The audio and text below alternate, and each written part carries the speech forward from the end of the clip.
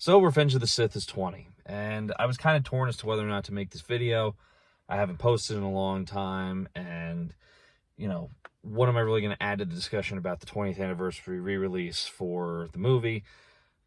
Not much from my viewpoint, but I figured, what the hell, we'll make the video anyway because it's Revenge of the Sixth, and why the hell not? So, obviously, it came out just in time for May the 4th. I saw it opening weekend, so that would have been probably like April 28th. And thus far, it is being touted as the highest grossing re-release. And after seeing some of the footage from some other theaters that have been showing it, yeah, I can understand why. Because unfortunately, mine wasn't all that packed, and nor was the audience really responsive, but there was so much footage out there of people that went to see it that it was basically every seat was filled front to back. And for a movie like this, yeah, that's great to see, because honestly, Revenge of the Sith is one of the best Star Wars movies out there. And I'm sure I'm not the only one that believes that, but, I'm just throwing that out there. And, yeah, now I did not see this movie when it first came out in 2005. It wasn't that I was too young, I just wasn't a Star Wars fan at that point. I knew what Star Wars was, I knew some of the characters, but it was not on my priorities to go see this movie. And honestly, I think, had I seen it that young, I wouldn't have appreciated the power of the movie as much as I do seeing it in theaters now. Like, this is a movie that needs to be seen in theaters, as is with any of the Star Wars movies. But I really noticed it with this one, that the soundtrack especially, I never realized how potent that score was. And, it is. I mean, it's John Williams, so it's obviously going to be a great score. But it really hits home seeing this one on a big screen like that. And it's also, too, just how vibrant of a color palette the movie has. I would definitely argue it's one of, if not the best looking Star Wars movie, because of the variety of colors, variety of worlds, all this stuff. Very rich and vibrant. But I obviously didn't see the prior re-releases. The original trilogy, Phantom Menace. I never saw Attack of the Clones when it was put in IMAX. So other than seeing the sequel trilogy, this is the first time I saw one of the original 6 Star Wars films in theaters.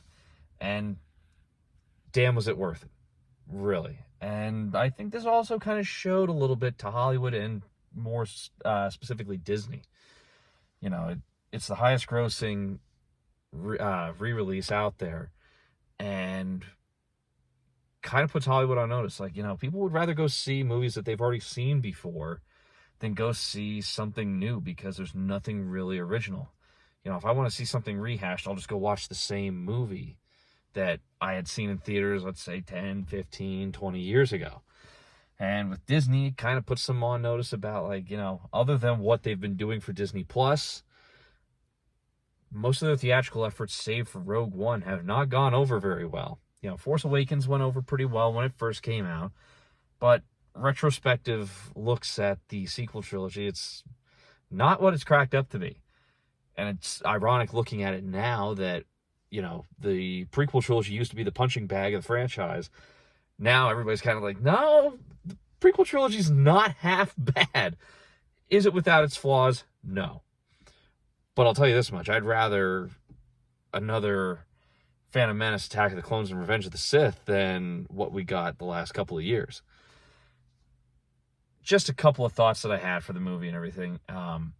Obviously, the big action set pieces, the battle over Coruscant, the whole Execute Order 66, that whole scene.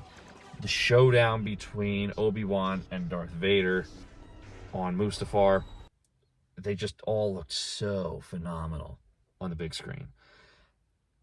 And I think that this should be a trend for Disney and Lucasfilm. Keep re-releasing these movies.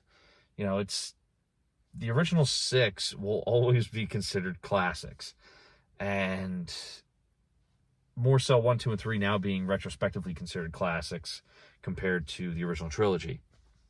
I definitely think that this was a absolutely worthy 20th anniversary re-release, and I hope that they do something in a couple of years and I'm sure they will, for the 50th for, New Hope, or, as most of us know it, the first Star Wars film. So, yeah, like I said, it wasn't anything that I really planned on, like, doing a big video about this. But getting to see this was a real treat. And especially the action scenes and the score, just, it's made to be seen in a theater. Kind of brings it full circle now, because I remember when it first came out, seeing all the tie-ins. Pop-Tarts had their red iced Pop-Tarts with like yellow sprinkles on them.